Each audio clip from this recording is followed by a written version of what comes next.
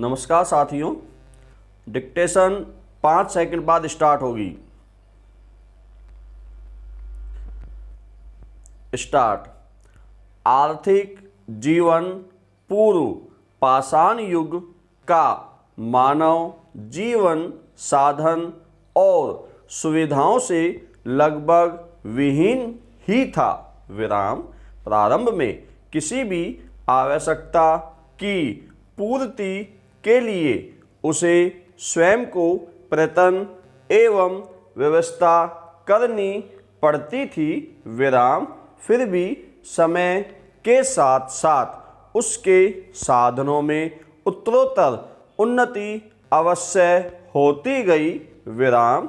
अपने हथियारों एवं औजारों को फेंककर शिकार करने से एक कदम आगे बढ़कर कालांतर में उसने धनुष और बाण का ज्ञान प्राप्त किया और फिर शिकार में उसने अधिक तेज व सफल औजारों का प्रयोग करना आरंभ कर दिया। विराम। वृक्षों की शाखाओं, पर्वत की कंदराओं या कगारों व गुफाओं को छोड़कर उसने तंबू बनाने के सफल प्रयोग किए। विराम।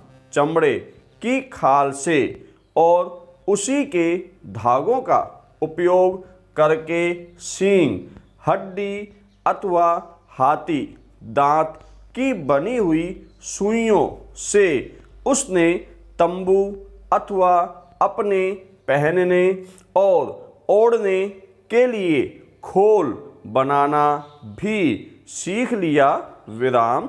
इससे एक बात स्पष्ट रूप से ज्ञात होती है कि भारतवर्ष की भांति ही राजस्थान का आदिम मानव भी पूर्णतया आत्मनिर्भर था। विराम। वह अपनी आवश्यकताओं की वस्तुओं की व्यवस्था स्वयं करता था। विराम।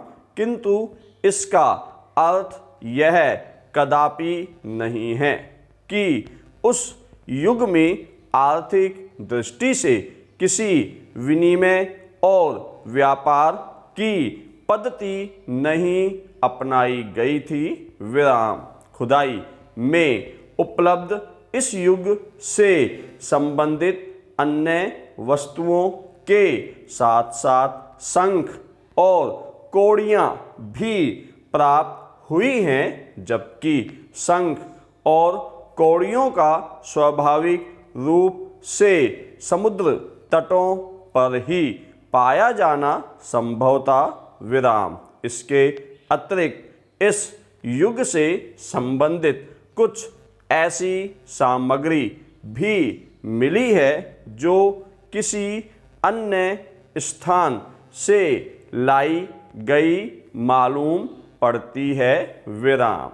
इन तथ्यों से यह अनुमान लगाया जाता है कि राजस्थान का आदिम मानव आदान प्रदान अर्थात विनिमय पद्धति से परिचित था और वह अपनी आवश्यकताओं को पूरा करने के लिए इस साधन का भी प्रयोग करता था। विराम। पैरा।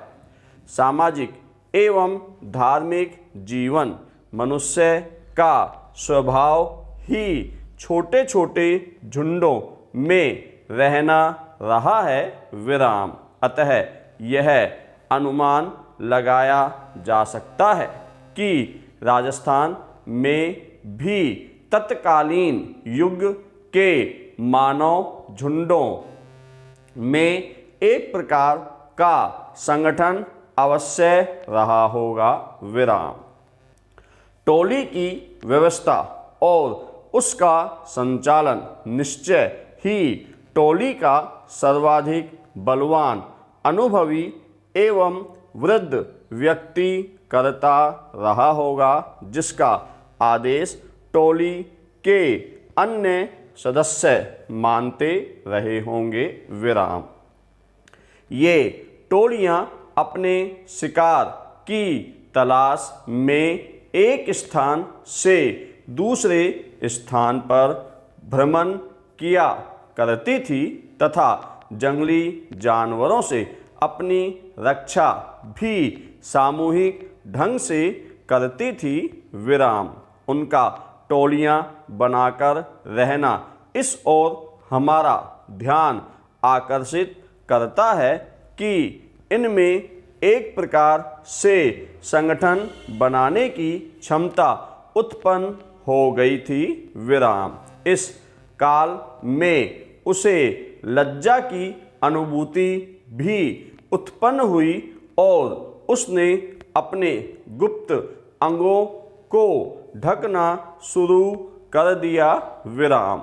वृक्षों के पत्ते एवं छाल तथा पशुओं की खाल उनके वस्त्र बन गए। विराम। वृक्षों की छाल को वह कमर में लपेटता था और पत्तों की माला बनाकर कटी प्रदेश के नीचे लटका देता था। विराम।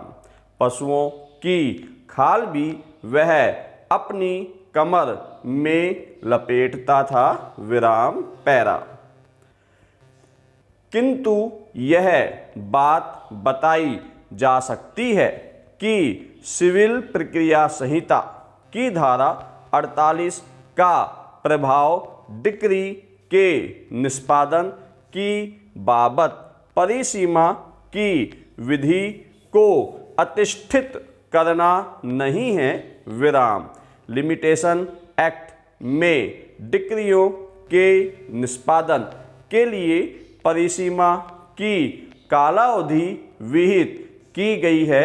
विराम। सिविल प्रक्रिया संहिता की धारा 48 में निष्पादन के लिए उपबंधित समय की अधिकतम सीमा के संबंध में उपबंध किया गया था। विराम। किंतु वह कालावधि विहित नहीं की गई थी जिसके भीतर निष्पादन संबंधी प्रत्येक आवेदन को किया जाना था। विराम। निष्पादन के आवेदन को लिमिटेशन एक्ट 1908 के अनुच्छेद 182 के तृतीय स्तंभ में उल्लेखित तारीखों में से किसी भी तारीख से 3 वर्ष के भीतर प्रस्तुत किया जाना था। विराम। डिक्री के निष्पादन के लिए प्रस्तुत आवेदन को प्रथमतः अनुच्छेद 182 के उपबंधों की पूर्ति करनी होगी और इस बात के संबंध में निष्कर्ष निकालना होगा कि क्या सिविल प्रक्रिया संहिता की धारा 48 इसके अतिरिक्त भी वर्जन के रूप में प्रवृत्त होती है। विराम। धन्यवाद साथियों।